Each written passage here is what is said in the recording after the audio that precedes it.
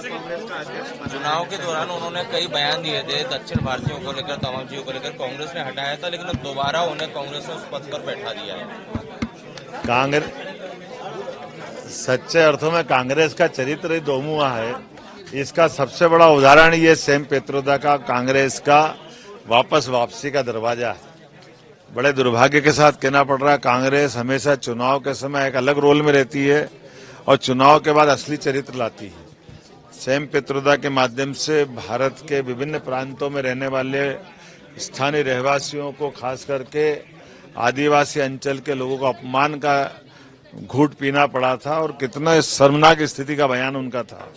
और कांग्रेस ने कहा था हमारा कोई लेना देना नहीं, और कांग्रेस ने उनको अपनी पार्टी से बाहर कर दिया।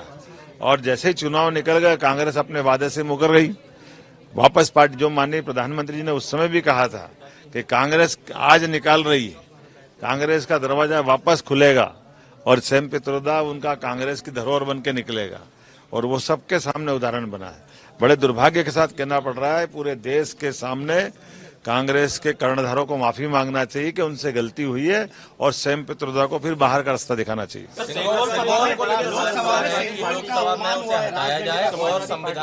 बड़े दुर्भाग्य के साथ कहना पड़ रहा है कि भारतीय मान बिंदुओं पे, जिस पे अपने देश की संस्कृति का हमेशा गर्व और गौरव का अनुभव आता है, तमिल संस्कृति के माध्यम से हमारे अपने ऐसे सभा स्थल जहां पर विचारों की अभिव्यक्ति होती है और लोकतंत्र का सम्मान होता है, उस स्थान पर सिंगोल रख करके और पवित्र बनाने का काम माननीय प्रधानमंत्री जी के द्वारा हुआ था।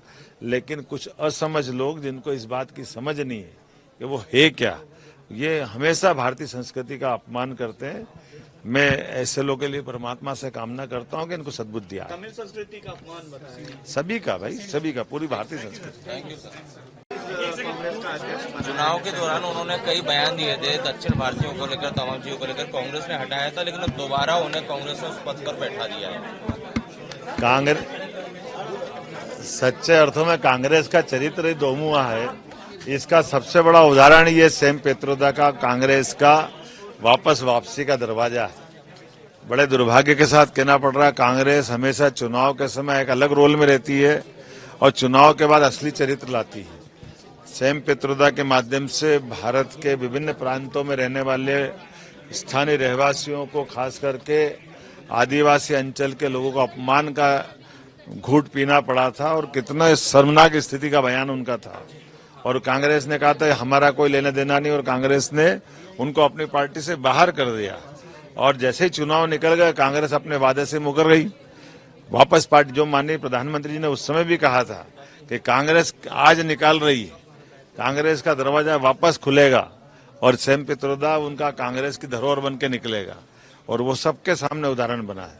बड़े दुर्भाग्य के साथ कहना पड़ रहा है, पूरे देश के सामने कांग्रेस के कर्णधारों को माफी मांगना चाहिए कि उनसे गलती हुई है और सैम पित्रोदा को फिर बाहर का रास्ता दिखाना चाहिए।